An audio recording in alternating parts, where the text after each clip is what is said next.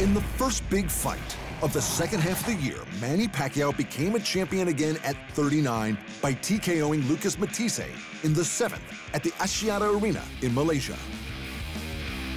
And the next week, Alexander Usyk became only the 3rd undisputed cruiserweight champion in history with a unanimous decision over Murat Gesiev in the final of the World Boxing Super Series. Anthony Joshua and Alexander Povetkin fronted the press in London and New York to promote their upcoming bout and showed nothing but respect and admiration for each other. Gold medalist, unbelievable pedigree.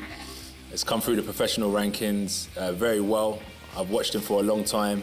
Alexander Povetkin is one of the best fighters that I'll be facing on my record. And I look forward to it as well, actually. And undefeated WBO welterweight champion Terence "Bud" Crawford won the Fighter of the Year award at the ESPYs, beating out Vasily Lomachenko, Rose Namajunas, and Georges St. Pierre. Then, Tyson Fury broke some huge news, claiming that he was close to making a fight with Deontay Wilder in America. Crossing the Atlantic for the 2nd time. Spanker yank. Can't be better than that, can it? Eliter's Storm Alvarez stopped the WBO light heavyweight champ Sergey Crusher Kovalev in the 7th in a huge upset victory. And Canelo Alvarez finally met Gennady Golovkin, winning a close decision. His pressure and high work rate was enough to get the decision. The dislike between the two men had continued to build, and Alvarez had to be held back from Golovkin during the stare-down. Triple G's displeasure was clear. I saw he's like a clown, he's showman, he's not true guy. When the bell rang, fans were treated to an instant classic. Neither man backed up for the entire bout, and momentum swung frequently from round to round and minute to minute as both fighters put on a world-class display of boxing technique. One judge scored it even, much to the crowd's displeasure, and the other 2 judges only saw 1 round in it for the Mexican superstar. Anthony Joshua moved his undefeated record to 22-0 with a vicious 7th-round knockout of Povetkin in front of a sold-out Wembley Stadium, making easy work of his well-credentialed opponent. The World Boxing Super Series crowned its 2nd champion when Callum Smith KO'd George Groves in the 7th to become the new WBA super middleweight champ. And the first Deontay Wilder-Tyson Fury press conference kicked off in London. As expected, it was pure entertainment. I am no challenger for no man. I am the lineal heavyweight champion of the world. That means I'm the best of the best, the elite champion. And I will stand and prove what I will do to this idiot. I will punch his face right in for him. Not a problem. But I say I'm the best. I say I hit the hardest. I say I'm the baddest man on the planet. And I believe every word that I say. When I say I'm gonna knock a man out and I tell him where he's may lay and how he may lay, it comes to pass.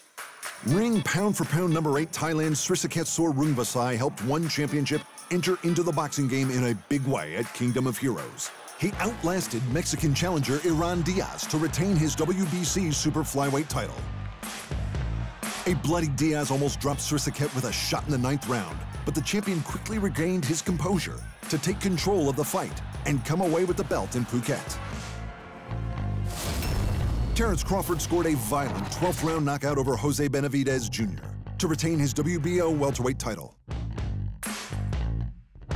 And silly announcement of the year award went to Ryzen, who announced that Floyd Mayweather Jr. would be competing at their New Year's Eve event against local kickboxing hero Tenshin Nasukawa. Alexander Usyk retained all 4 cruiserweight belts he'd earned earlier in the year with a chilling knockout of Tony Bellew in the 8th, punching his opponent all the way into retirement. And just when we thought the year was done, Tyson Fury and Deontay Wilder fought a classic, both managing to show the skills that made them champions to earn a split decision draw.